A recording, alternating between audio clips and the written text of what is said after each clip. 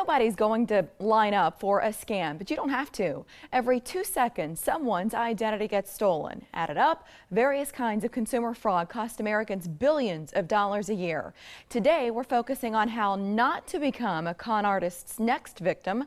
Vermont Attorney General William Sorrell and Greg Marshallton is Vermont's AARP director. They both join us now. Good morning, gentlemen. Good morning. Good morning. So scams, they change, they evolve. What are you warning consumers about today? Well, in Vermont, the ones we're seeing today, well, first of all, identity theft is the largest, fastest growing crime in the country today. So your personal information is key to protect. The scams we're seeing most right now are the IRS scam that you supposedly have back taxes and you got to pay right off, or they're going to cut off your utilities and such. The other one is computer-related scam and says that either your computer has a virus or there's a network problem in your area and you have to go on your computer and provide various information to them. Those are scams. Don't go there.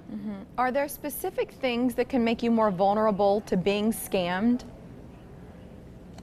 Yeah, well, there are a couple things that can really make you more vulnerable. First of all, if you engage in real conversation on the phone with one of these criminals are very, very sophisticated. So if you find yourself on the phone for 30 seconds, a minute and a half, each second, we know, and what the research shows us, is you become more susceptible to be falling to a victim of one of these significant crimes.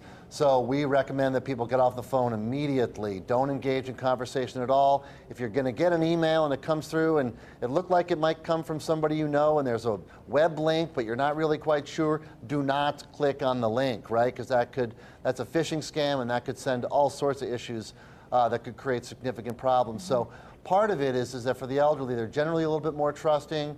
They can be home during the day more often if they're retired to receive these phone calls. So we're just trying to get a message out today to be vigilant. If if it's too good to be true, it probably is. So if somebody's offering you a yacht on the phone this morning, right, they're probably not going to roll it up to your house. So Greg, I want to stick with you for a minute here and talk about AARP's Fraud Watch Network. What is that? What are you doing? AARP's Fraud Watch Network is a national effort that's happening all across the country in partnership with states' attorneys general everywhere, local law enforcement community, local businesses, community organizations.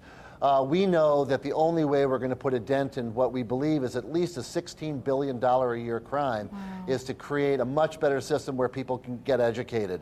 That's the only way. General Sorrell can speak to how difficult it is to prosecute these crimes and what that means for real people. Go ahead.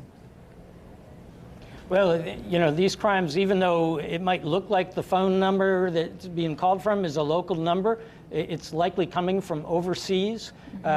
Both state law enforcement and federal law enforcement, very difficult to identify the fraudsters. It's impossible to get your money back. And so do not send money in response to a phone call that you did not initiate.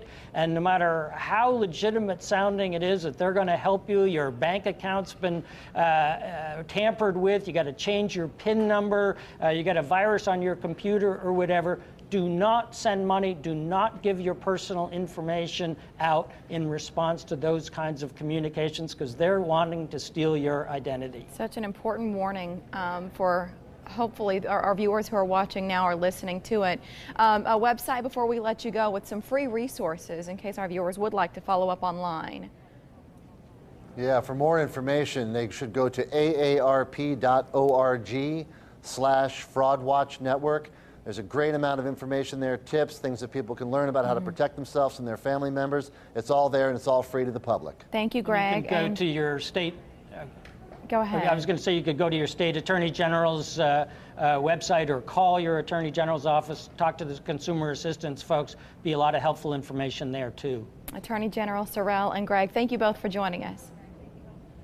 Oh, you're very welcome. Thank you. It's been a pleasure. Thanks. Mike.